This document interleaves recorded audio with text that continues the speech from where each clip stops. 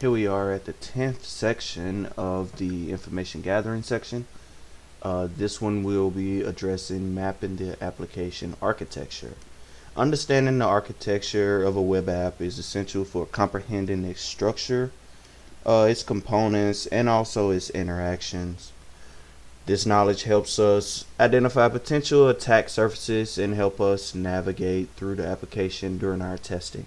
To map the application architecture, we need to analyze the relationships between different components such as front end, back end, APIs, databases, or external services that run on the system. We can leverage various tools and techniques, including manual inspection, network traffic analysis, and documentation review, just to gain a comprehensive understanding of how the application is built and how it functions. In order to get started with basic application architecture, we would want to head over to the application itself. I'm going to turn on Burp here. This is being proxied through Burp Suite.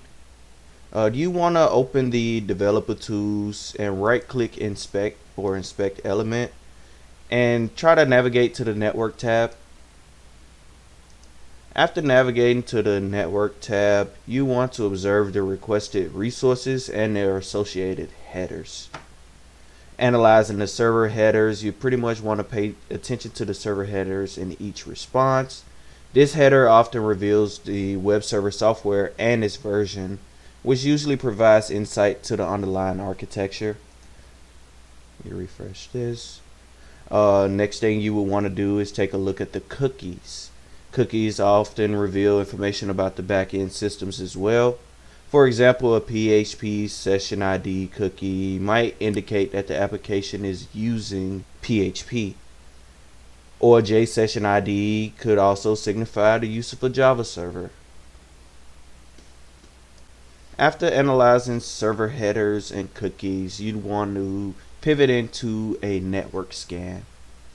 Different network scanning can be done manually. It can be done with Nmap, Wireshark, Burp Suite, or even through the browser as we've done here, just analyzing the network traffic as you go through the application.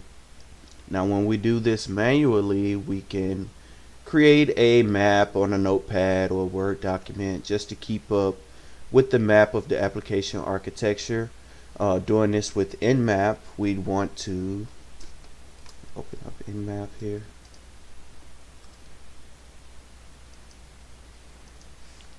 So you could run Nmap -p for port scan -sv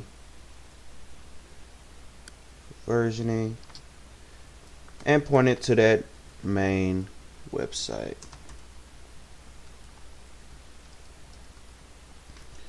This Nmap command would identify the ports and open services on the system. You can get more comprehensive to gather the information here. What you can do is modify the flags on the Nmap command. And here we can go -a, -s,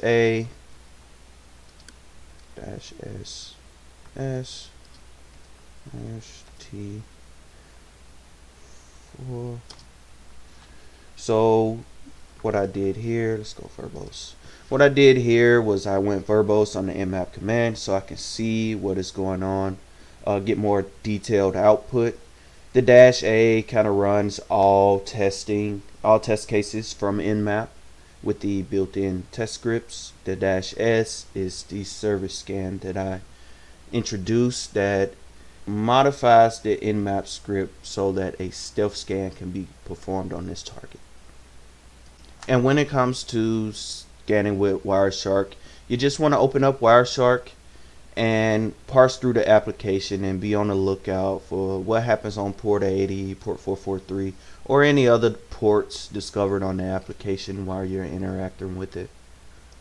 Now when it comes to using Burp Suite, you can use the HTTP history or the target menu to map out the target application. So this is a HTTP application, so all of the endpoints are mapped out here in the sitemap right here in Burp Suite. when it comes to analyzing this from the browser itself, you just use the developer tools and analyze this network tab, kind of parse through the application, see what changes happen, as you can see here. But those are the fundamentals for when it comes to analyzing the network traffic and scanning the network. The next phase in this process will be to identify those firewalls and those reverse proxies that may be present. A common sign of a firewall is when network requests don't respond as expected, such as returning no answer or ICMP unreachable for non-listening ports. You can further analyze these packet patterns to infer the additional firewall configurations. As far as identifying reverse proxies often modify the responses from the web server itself. Look for discrepancies between expected and received response headers. For example, an expected 404 error message could be replaced with a different error, indicating a possible reverse proxy. After you identify any firewalls or reverse proxies, you want to dig deeper into how you might identify application servers and databases themselves.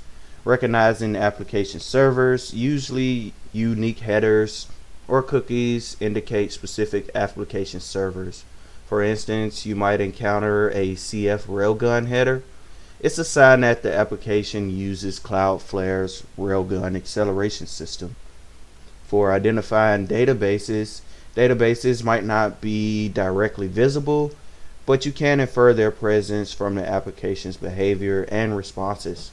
If the content changes on user input or real-time data, it's likely a database is involved. Keep an eye out for parameterized queries, which could indicate database queries. So if I was to run this application through Burp Suite, let's actually open up Burp Suite here.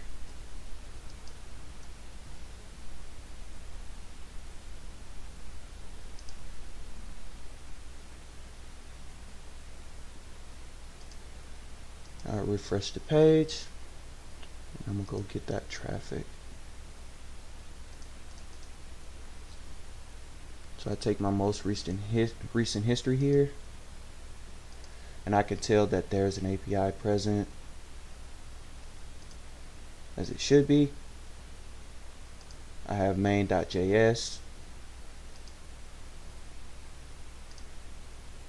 with the 304 response, but we have the server in the header. Server name is Cowboy.